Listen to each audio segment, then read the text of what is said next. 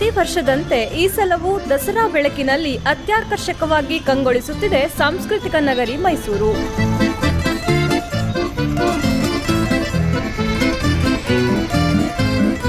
ಮೈಸೂರು ದಸರಾದಲ್ಲಿ ಜಂಬೂ ಸವಾರಿಯಷ್ಟೇ ಫೇಮಸ್ ಆಗಿರೋದು ಯಾವುದು ಅಂತಂದರೆ ದಸರಾ ಲೈಟಿಂಗ್ಸ್.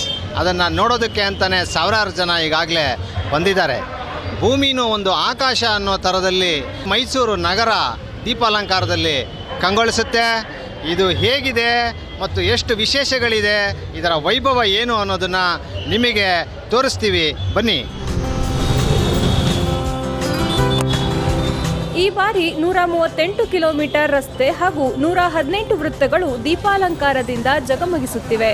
ಇರುಳ ಬೆಳಕಿನಲ್ಲಿ ದಸರೆಯ ವೈಭವ ಇಮ್ಮಡಿಯಾಗಿದೆ.